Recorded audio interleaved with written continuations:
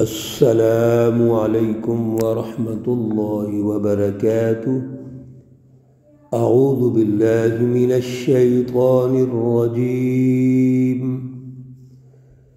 بسم اللہ الرحمن الرحیم۔ یا ایہا الذین آمنوا اذكروا نعمة الله عليكم إذ جاءتكم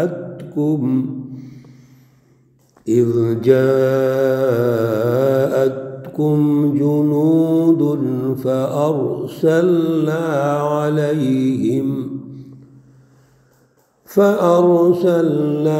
عليهم ريحا وجنودا لم تروها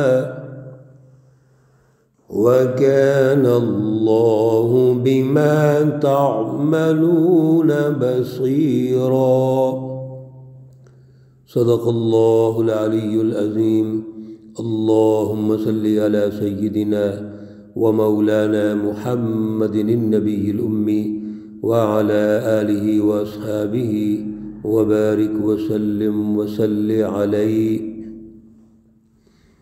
معزز سامعین و سامعات، سورۃ الاحزاب پارہ نمبر 21 آیت مقدسہ نمبر 9 ہے۔ اللہ رب العزت اس آیت مقدسہ کا ہمیں فہم اور شعور عطا فرمائے اور عمل کی توفیق اور صلاحیت عطا فرمائے۔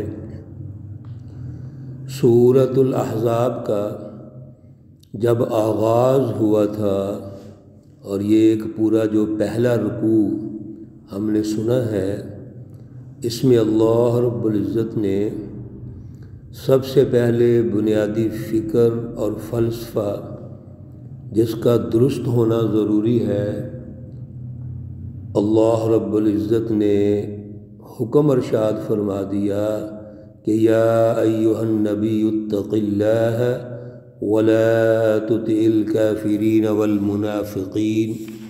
اے نبی صلی اللہ علیہ وسلم، اللہ سے ڈرو، یعنی سب سے پہلے اپنے فکر اور فلسفے کو درست کرو۔ رسول اللہ صلی اللہ علیہ وسلم کو خطاب ہے، لیکن آپ کے ذریعے صحابہ کرام کی تربیت ہے، سچی جماعت کی تربیت ہے، اور دور حاضر میں ہماری تربیت ہے۔ تو جب تک مرکز درست نہیں ہوگا آپ آگے کام نہیں کر سکتے۔ مرکز کو درست کرو، اور مرکز کیا ہے؟ اللہ کی ذات گرامی سے تعلق، محبت، اسی کا خوف، اسی کی رضا حاصل کرنا۔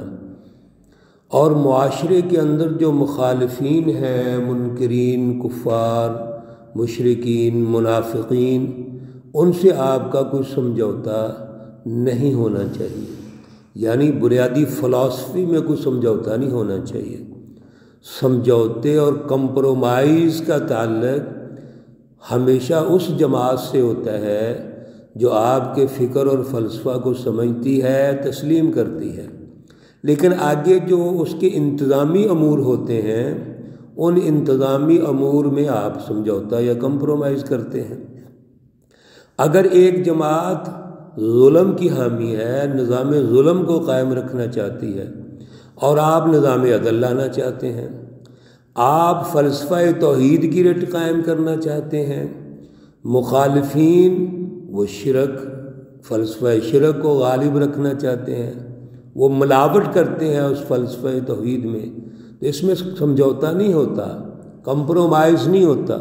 کمپرومائز تو حکمت عملی میں ہوتا ہے۔ اس لیے اللہ رب العزت نے یہ ساری گفتگو ارشاد فرمائی، اور پھر رسول اللہ صلی اللہ علیہ وسلم کی آئلی فیملی زندگی سے شروع کر کے اللہ رب العزت نے ارشاد فرما دیا کہ یہ جد و جہد تمام انبیاء کی رہی ہے، ان کا ایک تاریخی تسلسل اللہ رب العزت نے ارشاد فرما دیا۔ احزاب کے حوالے سے ہم نے 2-4 باتیں کہی تھیں، اور آج کی جو آیت مقدسہ ہے، آیت نمبر 9 ہم نے پڑھی ہے، اس میں اللہ رب العزت نے اس غزوہ احزاب جس کا دوسرا نام غزوہ خندق ہے، اس کی جو تفصیلات ہیں وہ یہاں ارشاد فرمائی ہیں، اور آگے پورے رکوع میں اس کی تفصیلات ہیں۔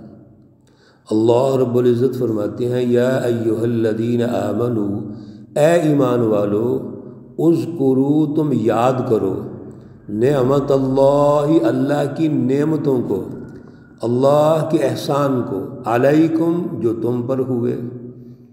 کیا اللہ کا احسان ہوا؟ اذ جاءتکم جب آئے تمہارے پاس، جنود لشکر، فارسلنا علیہم ریحا پس ہم نے بھیج دی ان پر ریحاً ہوا، تیز ہوا، وجنوداً اور لشکر بھیجا، لم تروہا جس کو آپ دیکھ نہیں سکتے تھے، وکان اللہ اور ہے اللہ تعالیٰ، بما تعملون جو بھی تم کرتے ہو، بصیراً دیکھنے والا۔ ہوا یوں،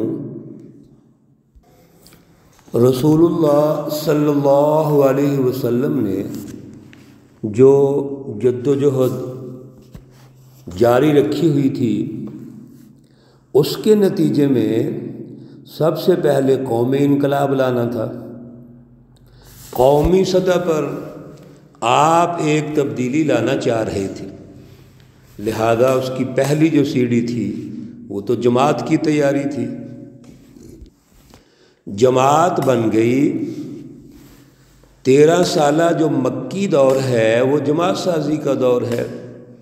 پھر ہجرت کی، مدینہ المنورہ تشریف لے آئے، یہاں 2 سال آپ نے مزید آرگنائزیشن کی، جماعت کا داخلی نظام مضبوط کیا، مدینہ المنورہ میں ایک قومی نظام تشکیل دیا جس کی بنیاد میثاق مدینہ تھی۔ تو غزوہ بدر سن 2 ہجری میں اللہ رب العزت کے حکم سے ہوتا ہے۔ اگلے سال سن 3 ہجری میں غزوہ احد ہوتا ہے۔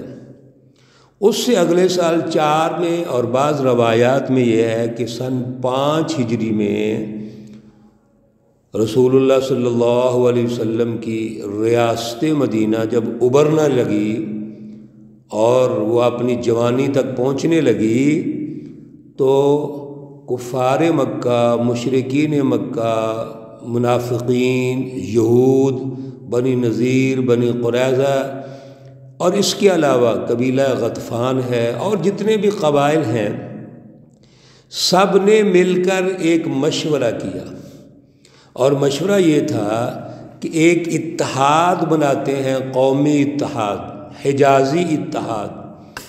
پورے حجاز میں، مکہ اور مدینہ میں بالخصوص جتنے بھی قبائل ہیں وہ تمام کے تمام اکٹھے ہوتے ہیں، اور اکٹھے ہو کر رسول اللہ صلی اللہ علیہ وسلم، جماعت صحابہ اور مدینہ پہ حملہ کر دیتے ہیں۔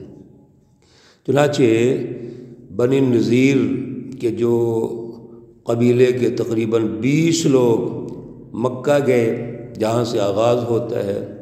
ابو سفیان سے ان کی میٹنگ ہوئی، اور میٹنگ میں خلاصے کے طور پر یہ عرض ہے، اور اس کی بڑی تفصیلات ہیں، یہ طے کیا کہ ٹھیک ہے، دیگر قبائل کے پاس بھی جاتے ہیں اور مل کر حملہ کرتے ہیں ریاست مدینہ پر۔ اور پھر وہ یہود جو اہل کتاب ہیں، تو ان مشرکین مکہ نے ان سے سوال کیا، آپ تو اہل کتاب ہیں، اور محمد صلی اللہ علیہ وسلم بھی اہل کتاب ہے، کتاب کا دعویٰ کرتا ہے، تو آپ تو اندر کھاتے ملے ہوں گے۔ وہ کہنے لگے ایسی بات نہیں ہے، ہم محمد صلی اللہ علیہ وسلم کی کتاب کو نہیں مانتے، اور آپ جو مشرکین ہیں آپ ان سے بہت بہتر ہیں۔ چنانچہ سب مل کر حرم شریف میں گئے، بیت اللہ شریف کے ساتھ اکٹھے ہو کر، دیواروں کے ساتھ لگ کر انہوں نے قسمیں اٹھائیں اور معاہدہ کیا کہ ہم ریاست مدینہ کو تباہ کر دیں گے، ہم مل کر حملہ کریں گے۔ اور مدینہ کو تباہ کر دیں گے۔ تو یہ سارے قبائل مل کر، جس کو احزاب کہتے ہیں، حزب کی جمع ہے احزاب، مل کر حملہ آور ہوتے ہیں۔ یہ اس کا پس منظر۔ دوسرا اس کا نام غزوہ خندق ہے۔ جب رسول اللہ صلی اللہ علیہ وسلم کو پتہ چلا کہ تمام قبائل مل کر ہم پہ حملہ آور ہو رہے ہیں، تو آپ صلی اللہ علیہ وسلم نے بھی اس پر صحابہ کرام سے مشورہ کیا کہ کیا کرنا چاہیے۔ چنانچہ صحابہ کرام کی مشاورت ہوئی، اور مشاورت کے نتیجے میں حضرت سلمان فارسی رضی اللہ تعالی عنہ کی مشاورت سے خندق کھودنے کا مشورہ ہوا۔ ہم ایسے کرتے ہیں کہ مدینہ میں ایک خندق کھودتے ہیں۔ اس خندق کی جو لمبائی ہے، جو روایات میں آتا ہے، کچھ چیزیں تو روایات میں ملتی ہیں اور کچھ نہیں ملتی۔ خندق کی جو لمبائی ہے تقریباً 3.5 میل تھی۔ چوڑائی اور گہرائی کے متعلق کوئی مصدقہ احادیث نہیں ہے، لیکن بعض جگہوں سے پتہ چلتا ہے کہ تقریباً جو چوڑائی اور گہرائی تھی وہ 5 گز تھی، تقریباً 15 فٹ سمجھ لیجیے۔ اور اس میں وین اصل میں یہ تھا کہ جس وقت کفار آئیں گے اور وہ اس خندق کو عبور کرنا چاہیں گے تو خندق عبور نہ کی جا سکے، کوئی گھوڑا خندق کو پھلانگ نہ سکے۔ چنانچہ یہ جو خندق کا ایک پروگرام بنایا، حکمت عملی بنائی، یہ بڑی کامیاب رہی۔ تو کفار آئے اور انہوں نے آ کر مدینہ المنورہ کو گھیر لیا، اور اس طرح گھیرا کہ جس طرف سے وہ چاہتے تھے حملہ آور ہونا وہاں پڑاؤ ڈال دیا۔ آگے رسول اللہ صلی اللہ علیہ وسلم اپنی حکمت عملی بنا رہے ہیں۔ تو یہ جو منظر نامہ ہے، اس پہ میرے عزیزوں، بہنوں، بھائیوں توجہ کیجئے۔ اس منظر نامے پہ ذرا گہرائی سے سوچئے کہ کتنا سخت وہ حالات ہوں گے کہ جب رسول اللہ صلی اللہ علیہ وسلم اور جماعت صحابہ مدینہ کے اندر موجود ہیں، باہر سے گھیرا ہوا ہے، اور پھر مدینہ میں ہی ایک سائیڈ پر بنو قریظہ ہے، یہودیوں کا قبیلہ، وہ بھی اندر سے ساز باز کر رہا ہے۔